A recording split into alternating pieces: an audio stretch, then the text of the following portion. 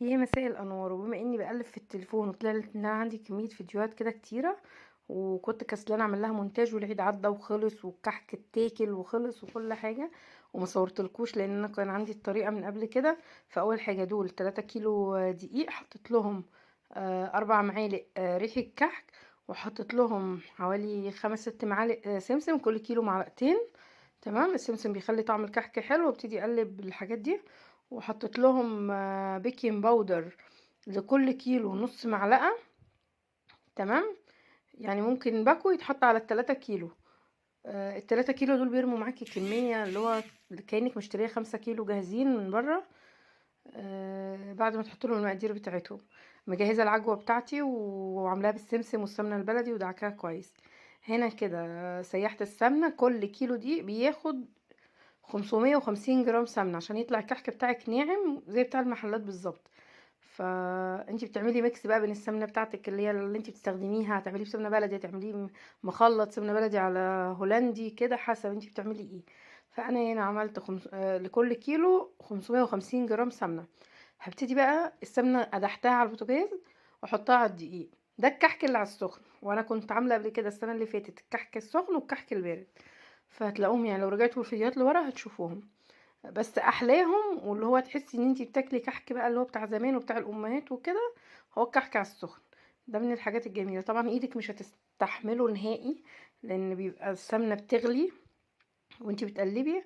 فهفضل اقلب بالمعلقه، اشرب الدقيق كله كده بالمعلقه اللي هو ميبقاش فيه دقيق ابيض باين. وبعد كده ابتدي بقى استخدم ايديا اما احس ان انا ايدي هتستحمل السخونيه بتاعته، لان الدقيق كمان بيحتفظ بالحراره خالص. ف فافضل اقلب فيه بالمعلقه شويه، وبعد كده ايه، نبتدي نستخدم ايدينا. الكحك من الحاجات الجميله جدا اللي احنا بنعملها من السنه للسنه. ومش بحب اعملها في النص، يعني حتى لو وحشنا لا بستنى العيد عشان نفرح بيه، لان انا من الناس اللي بتحب ان الولاد يفرحوا بيه ويشوفوا العادات بتاعتنا. هنا جبت لكل كيلو دقيق 100 ملي ميه. 100 ملي ميه حطيت عليهم الخميره بتاعتي، وحطيت على كل 100 ملي معلقتين سكر، يعني حطيت ايه 6 معالق سكر. وحطيت على الكحك برضو 6 معالق سكر لل3 كيلو. يعني الكيلو معلقتين، معلقتين في الميه ومعلقتين في الدقيق قبل ما احط السمنه وكده، لان هو بقلب المكونات الجافه مع بعض، عشان نسيت اقول لكم ان انا حاطه سكر.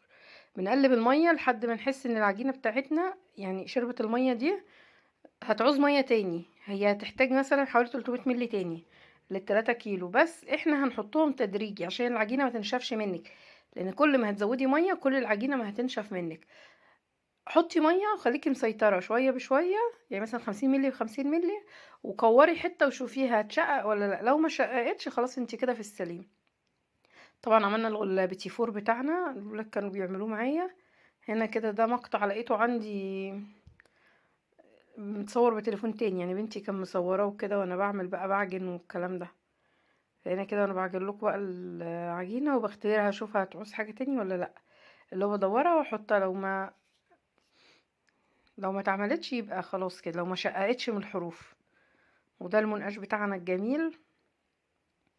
الكحك اللي عملته بالمكنه اتحشى عجوه. وهنا عملنا بسكويت الزبده، بس برضو ما صورتش اي حاجه خالص. والبيتي فور، البيتي فور برضو مصوره معاكم السنه اللي فاتت، ومن الطرق اللي انا معتمداها ليا سنين وبحبها جدا. بيطلع دايب معاكي وكده. استنوا بقى الفيديوهات الجايه.